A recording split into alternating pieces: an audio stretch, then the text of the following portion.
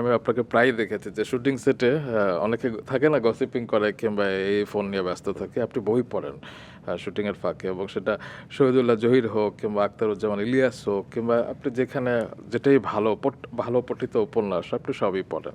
তো বই পড়া একজন অভিনেতার জন্য কতখানি জরুরি বলে আপনি মনে করেন? আমি যেই জায়গা থেকে ফলটা পেয়েছি অভিনেতা হিসেবে সেটা হচ্ছে, ধরো আমি একটা উপন্যাস পড়ছি, তো উপন্যাসে একটা চরিত্রের বর্ণনা দেয়া আছে। রাইট।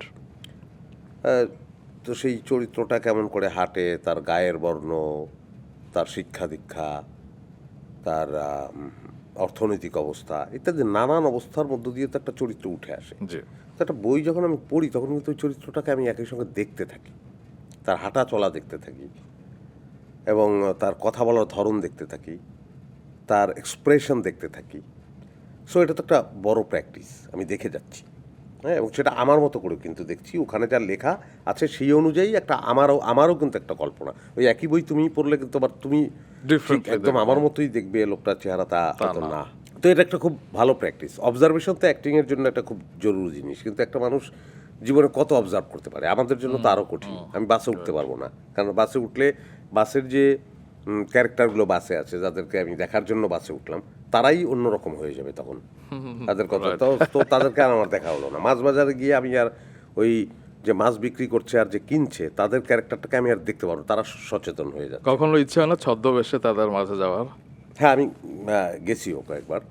তো এই অবজারভেশনটা তো ঘুরে ঘুরে খুব বেশি অবজার্ভ করা যায় না, কিন্তু বই এর একটা বড় সুবিধা অবজারভেশনের জন্য, অবজার্ভ করার জন্য, ক্যারেক্টার বোঝার জন্য, ক্যারেক্টারকে ফিল করার জন্য। সো সেটা তো আসলে পড়া উচিত। আমি খুব বেশি তো পড়ি নাই, বা এখন আরও বেশি পড়তে পারি না, সময় কম পাই। একটা বই পড়তেই হয়। তারপরও এখন তো অনেকে বই পড়ার অভ্যাসটাই আসলে হারিয়ে ফেলেছে, সেখানে আপনি তো ধরে রেখেছেন, আপনি পড়ার যে তাড়না অনুভব করেন সেটাই তো অনেক বিশাল। না, সেটা যেমন আমাদের আমি কয়েকজনের কথা তো, যেমন তকির ভাই প্রচুর পড়ছেন উনি, জি। হাকিম ভাইকেও দেখতাম। হাকিম ভাইয়ের সঙ্গে কিন্তু একটা বই সবসময় থাকতো। বাহ। হাকিম ভাই প্রচুর পড়তেন এবং প্রচুর পড়েন, এখনো পড়েন।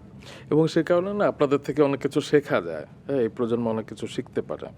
এবং কিছুদিন আগে আপনি একটি কথা বলছিলেন যে আমি আমাদের এটা খুব দেশে। বড় করে বলতে চাই না, কিন্তু এটা আনন্দের জন্যই করা উচিত। Right, right. আমার একটা বই, আমার তো একটা সিনেমা দেখতে গেলে তো আমার হলে যেতে হবে, জ্যাম ঠেলে। জ্যাম ঠেলে হলে গিয়ে টিকিট সিনেমা দেখুন, সেটা অবশ্য আমি চাই। এখন আমি সিনেমা মনে হচ্ছে সিনেমার বিপরীতে কথা বলছি, ওটা তা না। কিন্তু সিনেমা দেখতে গেলে আমি কিন্তু ওই টিকিট কেটে দেখছি, কিন্তু আমি কি দেখছি? সিনেমা দেখছি, কিন্তু ওই যেই পরিচালক বানালো, হ্যাঁ, সেইটাই দেখছি। ওর বাইরে কিন্তু আমি আর কিছু দেখতে পাচ্ছি না। কিন্তু আমি একটা বই হাতে নিয়ে আমি কিছুক্ষণ, হয়তো যার অভ্যাস নাই তার এক পাতা দুই পাতা বড় লাগবে, কিন্তু সে ঢুকে গেলে সে কিন্তু একটা অন্য জগতে ঢুকে যাবে। সেটা কিন্তু তখন ওই লেখকের তৈরি এবং তার নিজের তৈরি সেই রকম ইমেজ সে দেখতে থাকবে। তো সিনেমার কথা যেহেতু তুললেন, তো আমি খুব পণ্ডিত হওয়ার জন্য না, বা খুব এনজয় করবার আনন্দের জন্যই পড়া উচিত।